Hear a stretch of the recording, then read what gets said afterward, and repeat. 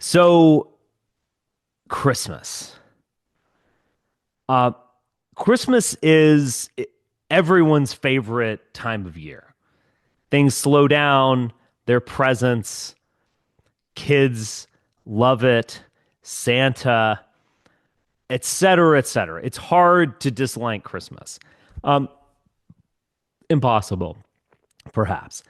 It's also one of the more fascinating holidays in the sense that it's this conflation of all sorts of different things. And I can even see in, in children, there's a sort of, and I'm thinking about my own children, but you can see this in all children.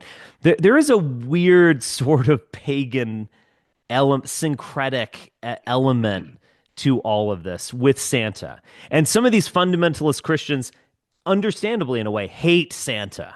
He's not the reason for the season. It's pagan. I've even heard a Protestant make a very good argument, which is like, you are saved not for being good. You can't be good. You're inherently bad. And you are only saved by the sacrifice of Jesus Christ and your genuine faith in Jesus Christ. So what are we talking about these lists? This is heretical, like a good and bad list, as if you could do a good deed that would overcome the sin of the Garden of Eden. I mean, it was actually a Jesus good is the argument. judge of the sins, not Santa. Yes, definitely not the Blasphemous. elves. Yeah, exactly. Definitely not the elf. Yeah.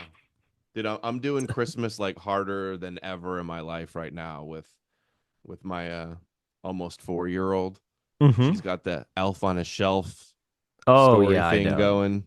You ever done that where It you hide keeps, the elf? yes, my kids do that. It keeps getting more and more complicated. They keep adding things to Christmas. This notion of a war on Christmas, I think, is possibly the most absurd notion that conservatives have ever come up with. Because I don't have my tree up yet. I mean, I'll put my tree up. I might even do it tomorrow morning or tonight or something.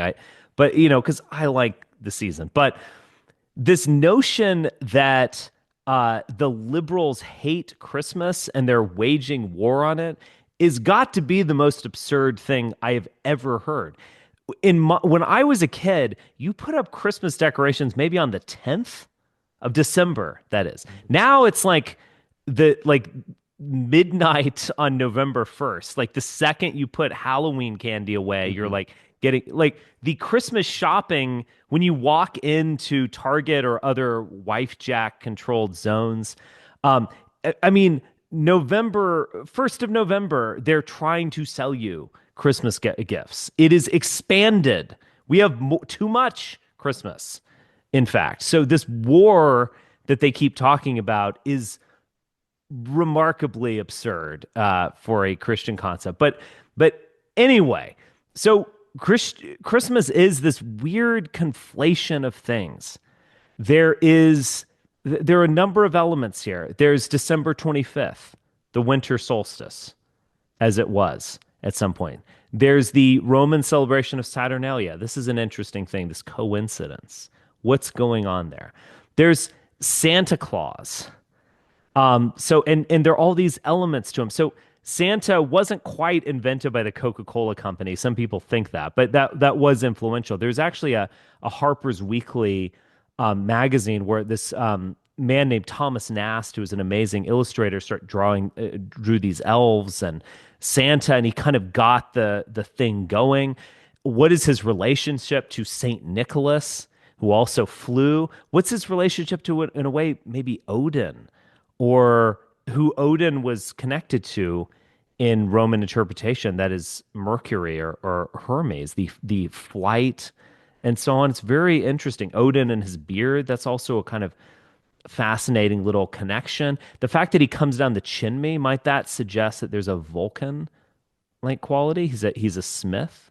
Are the elves smith? Are they dactyls? All very interesting things you can look at. And he is, as I was joking about before, Santa does have a quality of, are you going to get to heaven? Are you going to get presents? Or are you good or are you bad? So there is that sort of conscious quality to Santa as well. So it's and Kris Kringle. Have you ever heard the in a lot of the Tyrolean area, some part of the German world, there's the Christkind, Christ child, and as opposed to Santa, there's actually a child, and this is the origin. It's sort of corruption of Christkind, Kris Kringle, which turns into the name of Santa, which doesn't make sense otherwise. Kris Kringle. Why is he named Kris Mhm. Kringle? Why is he Nick as well? Old Saint Nick. What? It's this remarkable conflation of so many different things. The mistletoe, that also has a meaning. Norse paganism as well. Mistletoe is how Balder was killed. I could go on and on and on. It's like a conflation of the religious experience for the last like 3,000 years is all celebrated in this winter holiday. But hopefully that's enough, to get you started. But what Yeah, what all, are all what are of the your thoughts on pagan these? like winter solstice festivals basically got like co-opted and with a Jewish Christian like overlay over it. And like think of all the brands and the businesses do the majority of their sales because of Christmas at the end of the Hmm. year and all the giving and the sales and stuff. So there's no war on Christian Christmas on that front. The Maybe it is true though. There could be a case that there's the mainstream pushes for a more like secular Christmas, a more Yeah. Santa Claus. They're trying to take Christ out of Christmas, right? Xmas is what Hmm. they want it to be.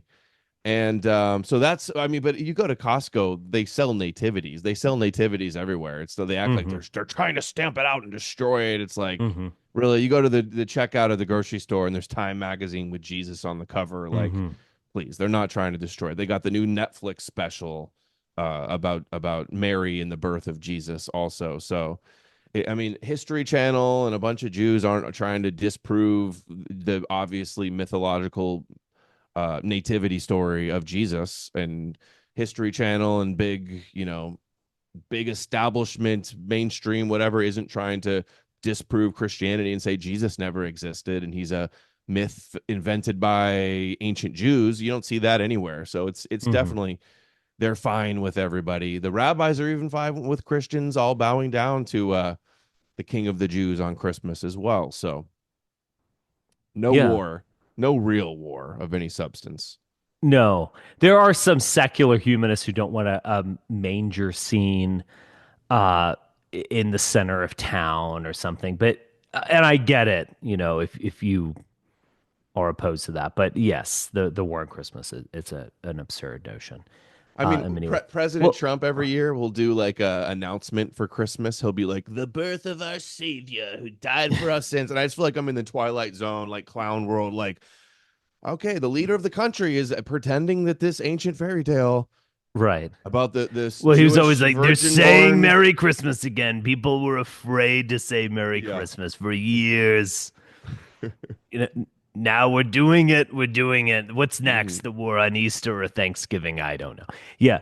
Um, so let's talk about a few of the things. Like I think a lot of people, particular people who are our age, more or less, they saw the Zeitgeist documentary about the kind of rising and falling and then rising sun, in the sense that it is a winter solstice festival. And so it's no longer December 25th is the shortest day of the year, but that's because of the calendar being Mhm. disjointed with It's the 21st now. They the just moved it a 21st few now, days. yeah, Yeah. and the calendar's not quite not quite coincident with the Earth traveling around the sun, if you believe in those things. Um, so what do you think about that element to it, or just the calendar element to Mhm. Jesus's birth? And because none of this is in the Bible, Mm-mm. by the way, and if the shepherds were guarding their flocks by night, that strikes us like that suggests that Jesus was born in the springtime, would it not? Maybe. Just a Yeah. thought. Yeah. But Right. but go on. What do you think about the kind of solar quality to all this? The short day and solstice. I haven't looked too deep into like the death of the sun and the resurrection of the sun, but I think the motif of like dying and rising gods that preceded Christianity was probably originally based on that type of the death of all the plants and the trees and the leaves, and then it's the rebirth after the Yeah. winter. So I definitely think it's originally rooted in that, but like the whole Jesus nativity story, the supposed birth of the King of Israel, like it's one of the easiest ways to see that Christianity is just an invented fabrication from Scripture, because every single aspect of the nativity story is ripped from the Old Testament. Hmm. And also, not to mention that like we only have, there's no virgin birth, any of the details of the birth of Jesus in any of Paul's letters in the New Testament. It's not even in the first gospel, Mark. It doesn't Yeah. have any talk of being born of a virgin or any of the nativity story. It's not till Matthew and Luke that stuff is mentioned, which is probably at the earliest written. If Jesus is really Mark is the born at like earliest gospel in terms of its writing. Mark is right, Yes. yeah, Yeah. which most scholars believe. Like we don't know Yeah. 100% for sure, but and then Matthew expanded and copied most of Mark. Hmm. But Matthew's written like we'll just say after 70 AD somewhat. Hmm. That's still 70 years after the fact of Hmm. when this is supposedly happened. And then it's just so obvious that every little detail just coincidentally fulfills a prophecy. That means that if this is all true, like the Jews are really chosen and all of this magic happens, and it's far more likely the explanation. No magic required. They just created a fan fiction from all these prophecies. So every detail, being born under the sun, the star, is Hmm. from one of the most famous messianic prophecies, Numbers 24:17. A star will rise out of Jacob. There's other some Gnostic and other traditions of Jesus and a star where he actually is the star, and Hmm. other books as well. The being in the manger with the animals and being swaddled, that's from Wisdom of Solomon, those Hmm. aspects. The firstborn, coming out of Egypt, also like Jesus had to run from the census Right. and from the From slaughter of Herod the and yeah. innocents Yeah. of Herod trying to kill the new Messiah, the new king, is just a total rewriting of Moses and the Hmm. Pharaoh trying to kill all the Hebrew young boys. And then so there's the coming out of the Egypt, that's the prophecy. There's the one he'll be born in Bethlehem like King David, that's another prophecy. They also say he's from the Galilee of the nations, that's another prophecy. He will be called a Nazarene or a Nazarite, that's another prophecy. The gifts that the wise men brought, also prophecy. Mirror gold comes from Isaiah. And Christians will say, "Oh, it's all predicted. Every aspect of Jesus predicted in the Torah, foreshadowed and prophesied. And it's the proof he's real." And it's the stupidest thing because it's just the obvious explanation is they wrote a story to fulfill all of these different, Right. That's the concepts. fascinating thing about the Bible.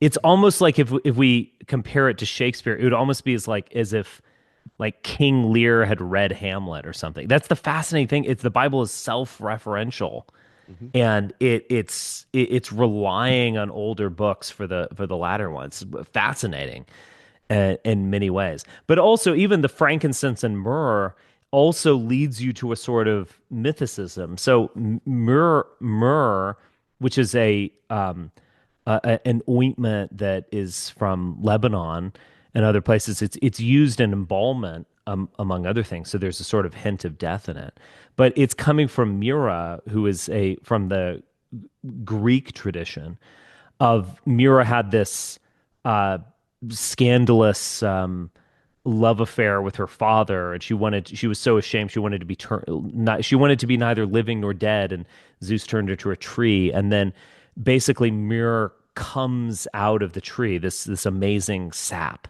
and that becomes a balm and it's et cetera. It's still used today.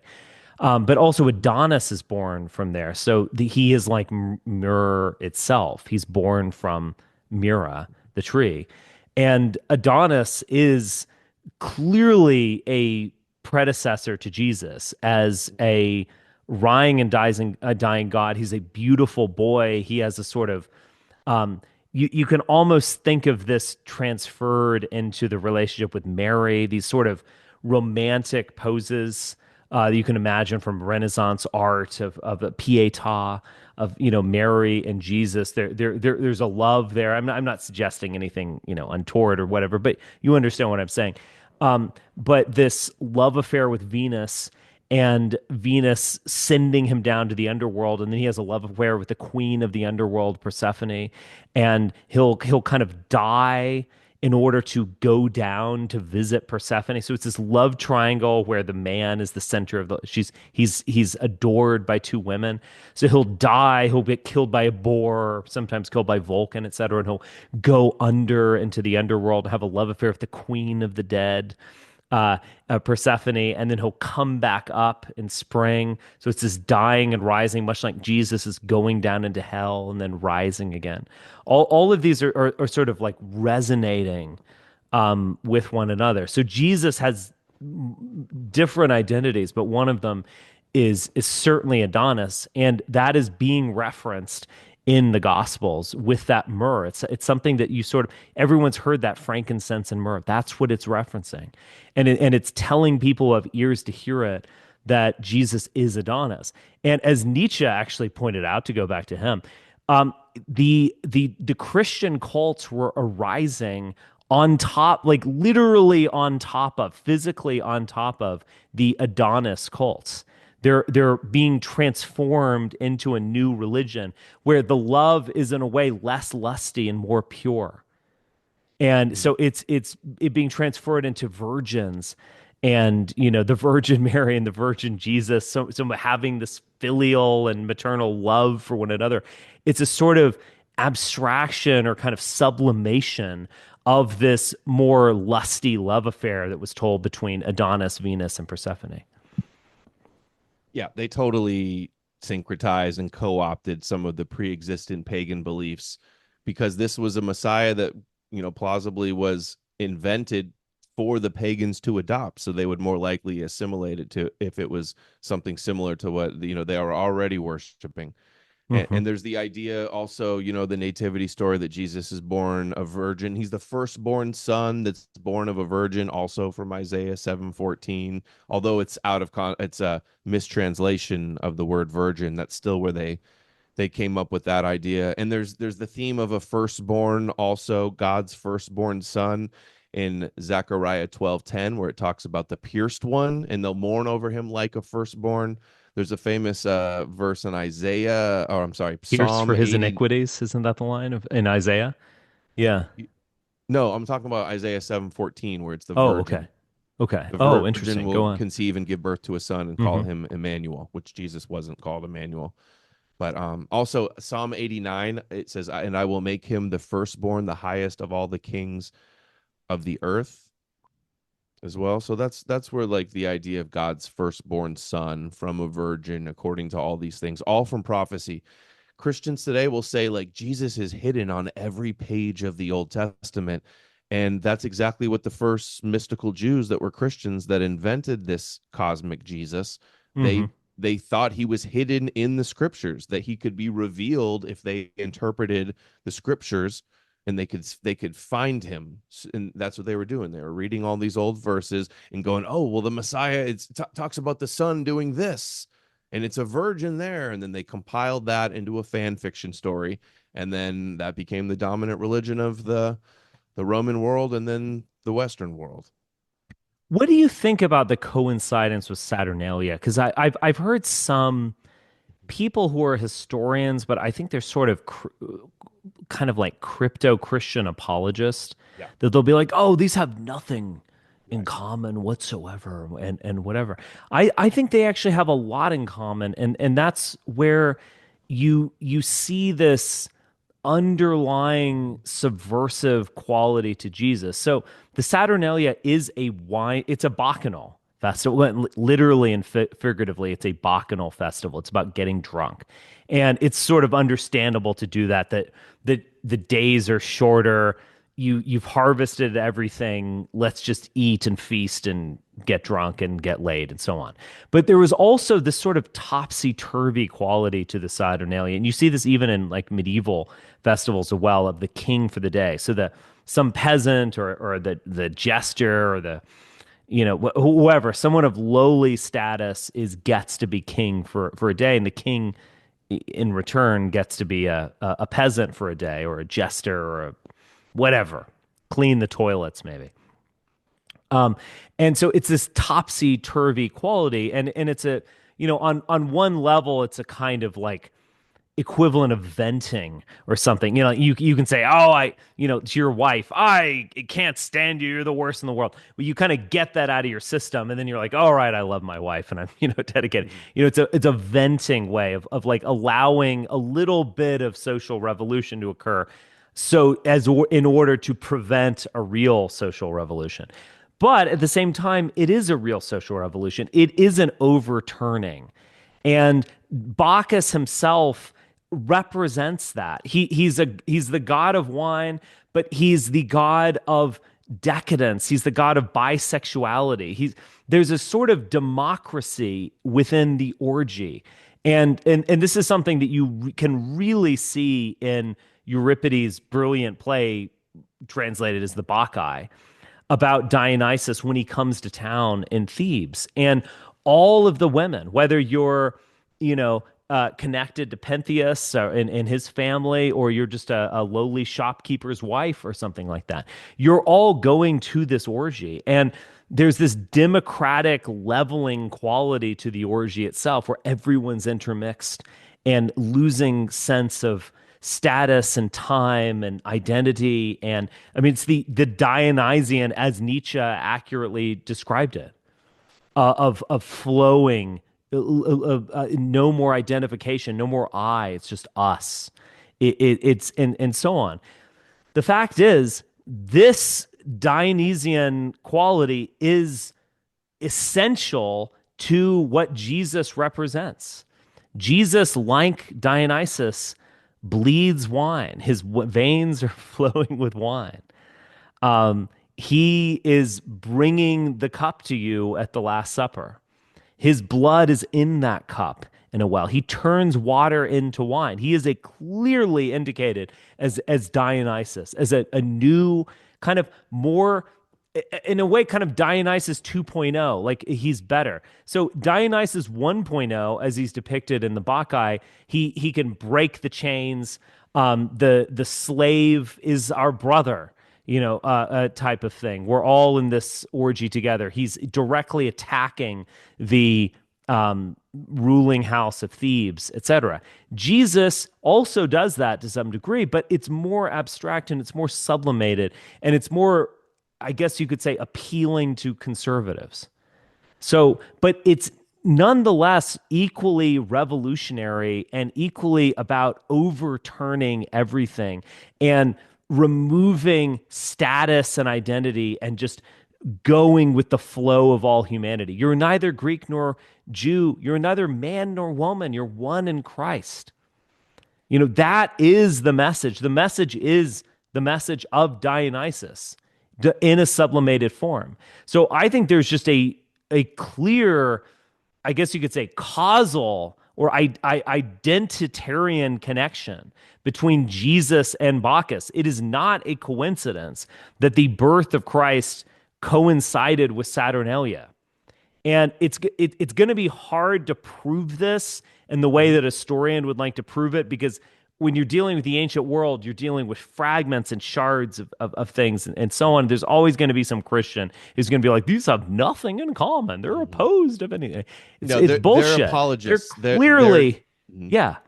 It is, I'll let you talk after this. It is, one is flowing into the other. The Christism, Christianity, is a 2.0 version of the bacchanal celebration of excess that took place during Saturnalia. There you go. Yeah, the Christian apologists totally try to downplay the pagan parallels in the pre-existing motifs that we find in Christianity. You know who's really a top expert in this now and doing videos on it is you interviewed Neil from Gnostic Informant. Oh yeah. He's been doing some good videos on that, like the Dionysus one. He talks about how there was some pre-existing celebration of that was on January 6th. Hmm. And that's also believed to be, I think, one of the a possible Isn't that 12th night or something? yeah, something to do with 12th Yeah, night. Yeah.